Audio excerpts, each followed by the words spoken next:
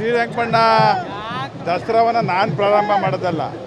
ರಾಜ ಒಡೆಯರ್ರವರು ಹಿಂದೆ 1610ರಲ್ಲಿ ಪ್ರಾರಂಭ ಮಾಡಿದಂಥ ಒಂದು ದಸರಾ. ವಿಜಯನಗರದ ಅರಸರು ನಂತರ ರಾಜ ಒಡೆಯರ್ರವರು ವಿಜಯನಗರದಿಂದ ಕರ್ಕೊಂಡು ಇಲ್ಲೇ ಪ್ರಾರಂಭ ಮಾಡಿದ್ರು.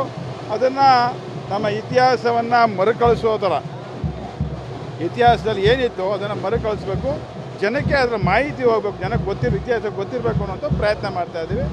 ಅದಷ್ಟೇ. ನಾಳೆ ಕಾವೇರಿ ಆರತಿಯನ್ನು ಜನರು ಉದ್ಘಾಟನೆ ಮಾಡ್ತಾರೆ, ಸಾಮಾನ್ಯ ಜನರು ಉದ್ಘಾಟನೆ ಮಾಡ್ತಾರೆ.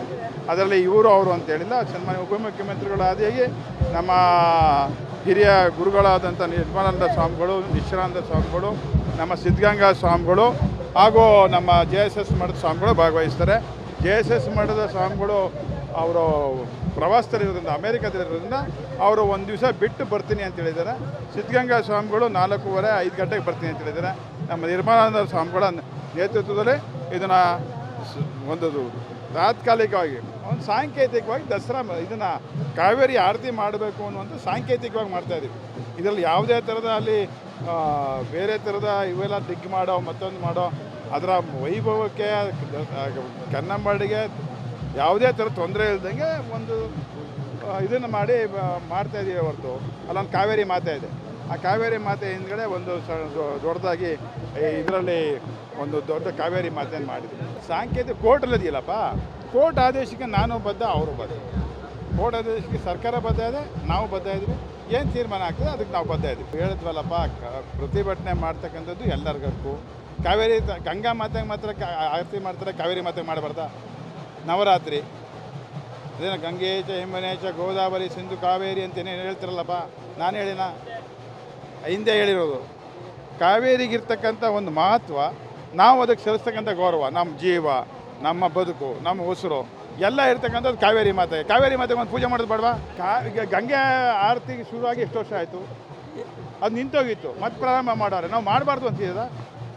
ಈಗ ಚಾಮುಂಡಿ ಇದು ದಸರಾ ಮಾಡ್ತಾಯಿದ್ದು ನಮ್ದು, ಇದು ಮೂಲತಃ ವಿಜಯನಗರದ ಹೆಸರು ಮಾಡಿದ್ದು, ಅಲ್ಲಿಂದ ರಾಜ ಒಡೆಯರು ಪ್ರಾರಂಭ ಮಾಡಿದ್ರು, ಅಲ್ಲಿಂದ ಕಾವೇರಿ ಆರತಿ ನಮ್ಮ ಬದುಕಪ್ಪ, ನಮ್ಮ ಬದುಕು. ಇಲ್ಲಿ ಶ್ರೀರಂಗಪಟ್ಟಣದಲ್ಲಿ ನಿತ್ಯ ಮಾಡ್ತಾರೆ ಪೂಜೆನ, ನೀವು ಗೊತ್ತಿಲ್ಲ, ನಮಗೆ ನಿಮಗೆ ಮಾಹಿತಿ ಇದೆಯೋ ಇಲ್ಲೋ ಗೊತ್ತಿಲ್ಲ.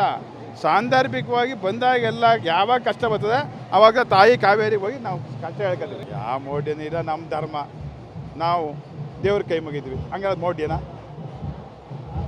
ದೇವರು ಕ್ರಿಶ್ಚಿಯನ್ರು ಹಿಂಗೆ ಕೈ ಮುಗಿತಾರ ಹಿಂಗಂತಾರೆ, ಅದು ಮೋಡ್ಯನ? ಒಂದು ಶಕ್ತಿ ಇದೆ ಅನ್ನುವಂಥದ್ದು ಎಲ್ಲರಿಗೂ ಇರ್ತದೆ. ಒಬ್ಬೊಬ್ಬರು ಒಂದೊಂದು ರೂಪ, ನನಗೊಂದು ರೂಪದಲ್ಲಿ ಕಾಣ್ತಾನೆ, ಅವ್ರಿಗೊಂದು ರೂಪದಲ್ಲಿ ಕಾಣ್ತಾನೆ, ಮತ್ತೊಂದು ರೂಪದಲ್ಲಿ ಕಾಣ್ತಾನೆ. ಅಷ್ಟು ಬಿಟ್ಟರೆ ಬೇರೆ ಏನಿಲ್ಲ. ನಾನು ಭಾಳ ಗೌರವಪೂರ್ವಕವಾಗಿ ಅವ್ರನ್ನ ಆ ಕಾವೇರಿ ಆರತಿ ಕಾರ್ಯಕ್ರಮದಲ್ಲಿ ಬಂದು ಭಾಗವಹಿಸ್ಲಿಕ್ಕೆ ಆಗದೆ ಸಮಾಧಾನವಿರಿ. ಕೋರ್ಟ್ರು ಏನು ಹಾಕಿ ಹೇಳ್ತದೆ ಅದಕ್ಕೆ ನಾವು ಅಂತಿಮವಾಗಿ ನಾವು ತೀರ್ಮಾನ ತಗೋತೀವಿ, ಬದ್ಧವಾಗಿದ್ದೀವಿ. ಕಾವೇರಿ ಆರತಿಗೆ ನಾವು ಅಲ್ಲಿ ಒಂದು ಪರ್ಮನೆಂಟಾಗಿ ಸ್ಟ್ರಕ್ಚರ್ ಮಾಡಬೇಡಿ ಅಂತ ಕಾವೇರಿ ಆರತಿಗೆ ತಡೆಯಾಜ್ಞೆ ಅಲ್ಲದೆ, ಎಲ್ಲಿ ತಡೆಯಾಜ್ಞೆ? ಯಾವ ಕೋರ್ಟಲ್ಲಿ ತಡೆಯಾಜ್ಞೆ? ಏನು ಆದೇಶ ಮಾಡೋರೆ? ಏನು ಆದೇಶ ಮಾಡಿದ್ರಪ್ಪ? ಕಾವೇರಿ ಆರತಿ ಮಾಡಬೇಡ ಅಂತಿದೆ. ತಗೋಬ ಕಾವೇರಿ ಆರತಿನ ನಾವು ಪರ್ಮನೆಂಟ್ ಸ್ಟ್ರಕ್ಚರ್ಸ್ ಮಾಡಿ ಅವೆಲ್ಲ ಮಾಡಬೇಡಿ ಅಂತ ಅದಕ್ಕೆ ತಾತ್ಕಾಲಿಕ ತಡೆಯಾಜ್ಞೆ ಕೊಟ್ಟಿಲ್ಲ. ನಾವು ಹಿಯರ್ ಮಾಡ್ತೀವಿ, ಪೇಷನ್ಸ್ ಆಗಿರಿ ಅಂದ್ಮಂದು ಮಾತಾಡಿ. ಅದು ಅವ್ರವ್ರ ಭಾವನೆಗೆ ಬಿಟ್ಟದ್ದಪ್ಪ, ನನಗೇನಿಲ್ಲ. ರೈತರು ಯಾರು ವಿರೋಧ ಮಾಡ್ತಾರೆ? ರೈತರು ದೇವ್ರ ಕೈ ಮುಗಿತಾರ ರೈತರು.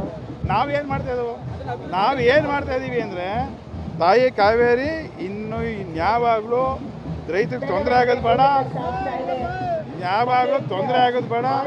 ಕಟ್ಟೆ ತುಂಬಿ ಹರಿಲಿ, ಎಲ್ಲ ಕಷ್ಟಗಳ ಬಗೆಹರಿಲಿ, ಜನ ಜೀವನ ಹರ್ಷವಾಗಿರಲಿ, ನಮ್ಮ ಬದುಕು ನಮ್ಮ ಹಸನಾಗಿರಲಿ, ನಮಗೊಂದು ಶಕ್ತಿ ಕೊಡಲಿ ತಾಯಿ ಕಾವೇರಿ ಮಾತೆ ಅಂತ ಮಾಡ್ತಾರೆ.